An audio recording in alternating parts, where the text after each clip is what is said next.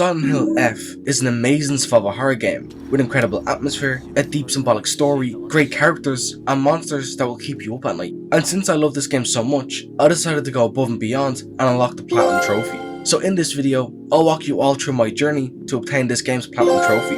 Along the way, I'll discuss my time with the game and what going for 100% completion was like. I'll give you guys my best tips and tricks if you wanted to attempt this for yourself, all while providing a commentary on what I experienced going for this platinum. And let's just say, I didn't have the smoothest of experiences. So without any more delay, today I'll be walking you through my journey to obtain Silent Hill F's Platinum Trophy.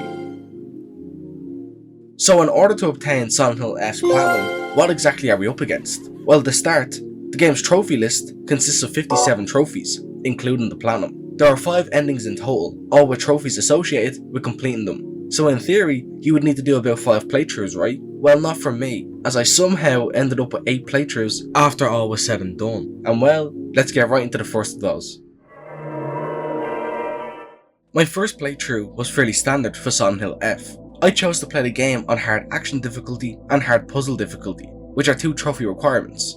During my playthrough, I obtained 14 unmissable story trophies just for playing the game, including the trophy for obtaining the first ending, which is guaranteed for a brand new first playthrough. I also unlocked 2 miscellaneous trophies randomly. One was the trophy A Federal Offense, which you unlock by finding the key to Sakako's home mailbox. And I really like the little play on words here with these trophy names. The second trophy was O Divine Tree, which you get for simply finding the 1000-year cedar tree, a very important location in the lore of Silent Hill F. Then, upon my completion of playthrough 1, I unlocked the trophies Grateful for a Worthy Foe and Wise Researcher, which are for beating the game on hard action difficulty and hard puzzle difficulty respectively. And strangely enough, I got the trophy Thankful to Be Here, which is for beating the game with the action difficulty set to story, despite me playing through the game on hard. And also, it's important to note, I didn't receive the same trophy for story puzzle difficulty, which I would get anyways on a different playthrough. The end result of my first run through the game left me with a total of 19 trophies, a very respectable amount for a first go round. Now, my game plan moving forward was a simple one: obtain the other 4 endings while cleaning up all other difficulty trophies, collectibles, upgrades, items, and miscellaneous stuff. My first New Game Plus run was fairly standard stuff. This time, I would go for the Fox Wedding ending in order to obtain its trophy. For this ending and trophy, I simply had to not take any red capsules throughout my playthrough, along with finding the Sacred Sword and purifying it. When starting this playthrough, I chose to play on story action and story puzzle difficulty, because 1, I would get the trophy Intellectual Pursuits for the puzzle difficulty, but also because I wanted to make my New Game Plus runs quicker. I also, throughout this playthrough, got a fair amount of random trophies. First off, I got the Sound of Silence trophy, which is unlocked by not being hit by Sakako's bell attack during her boss fight. This is pretty easy to accomplish, especially on story action difficulty. I also, throughout this playthrough, found all of the inventory upgrades, which got me the Fervent Collector trophy. Next up is another boss fight related trophy. When heading to Shu's house with him and Rinko, an Arayabari creature is seen outside Chirizura General Store. It's advised that players ignore this beast and press on to Shu's house. However, if players engage this monster and defeat it, they will unlock the trophy Go Away, You'll Ruin the Shop's Reputation. After that, I next went after the trophy No One Left Behind. In order to obtain this one, I had to kill a variety of enemies near the Blue Lanterns just before we see Sakako in the Candle Puzzle Room. Shortly after that, I obtained my next trophy. The trophy Agile Escape is unlocked by escaping the Fog Monster without being hit in Sugisato, or better known as the section of the game just after leaving Ebisagoka Middle School. Again, we have another boss fight trophy, and this time it's obtained during Rinko's boss encounter, and this would prove to be a little tricky. The trophy Echoes of Jealousy was unlocked by beating the Rinko boss fight without being hit by one of her puppets. And to be honest with you all, this took me quite a while to get down. I just couldn't dodge these guys for shit, but after a few attempts, I got it down. Throughout this playthrough, I also obtained 4 of the 5 trophies related to different subsets of notes, with the last one I'll clean up on a different playthrough. Making my way to Shu's house now, and within the span of about an hour and a half, I was able to knock out a bunch of trophies.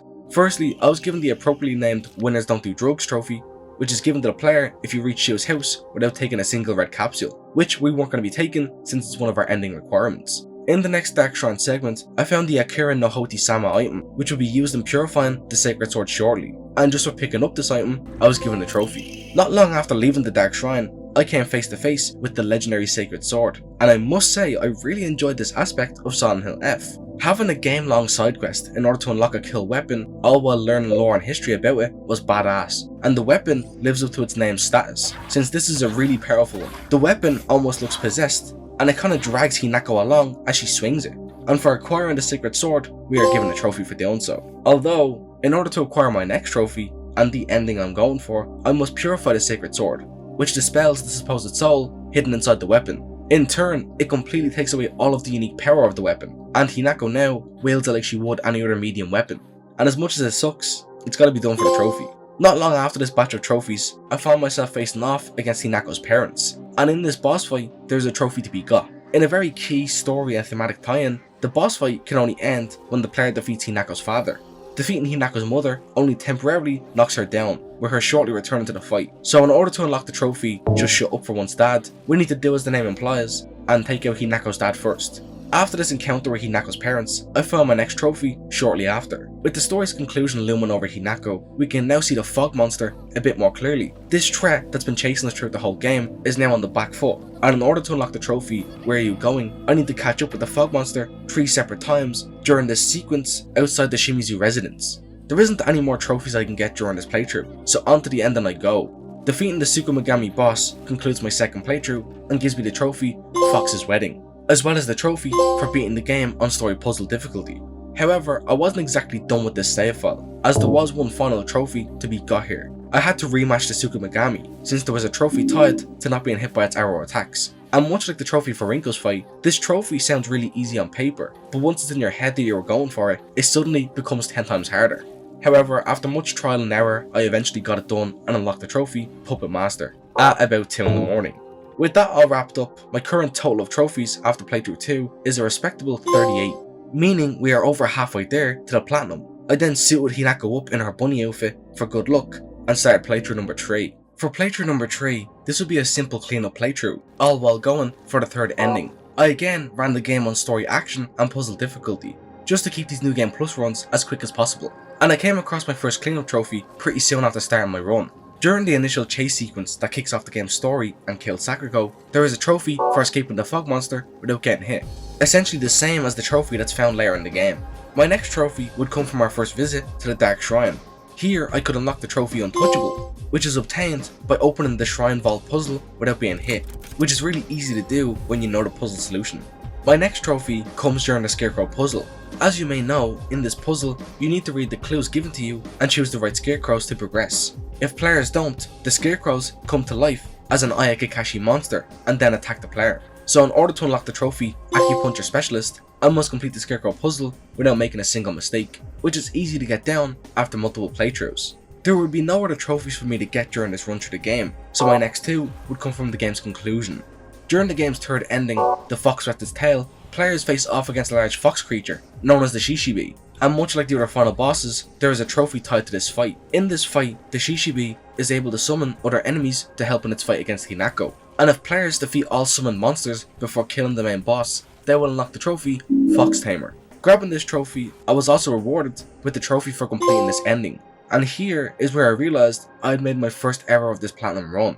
There is a trophy called The Bird That Flies Highest. This trophy is given to the player for defeating the Shiramuku boss from the first ending without dying. I, during my first playthrough, didn't achieve this, since, well, I was playing on hard, and it was also my first playthrough. And when I went to reload a save file for my first ending, I realised I had saved over that save file, meaning the only way to get this trophy was to replay the entire game again in order to get the first ending, which is exactly what I did.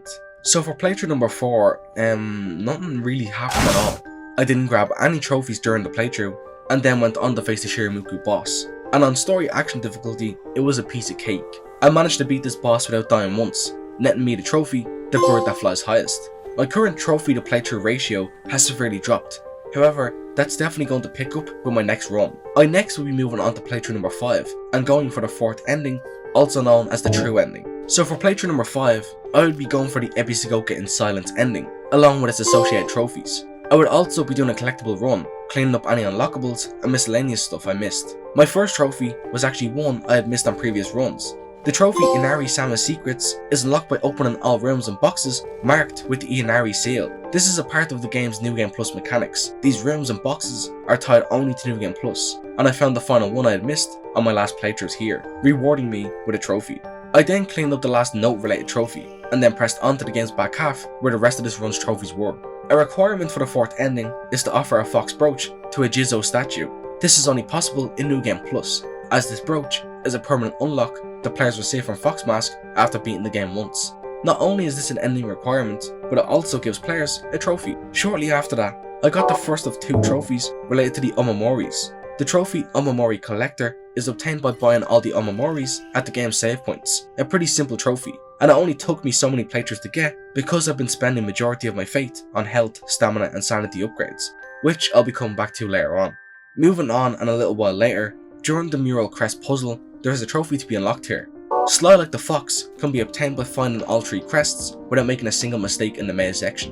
Which, I'm gonna be honest with you, yes, I did look up a guide because I couldn't for the life of me figure this one out. The next trophy for this run would come from the game's ending. In the true ending, we face off against 2 creatures, the Tsukumagami and the Kyuubi bosses, and this fight is a long one, with it being a sort of 2-on-2 match.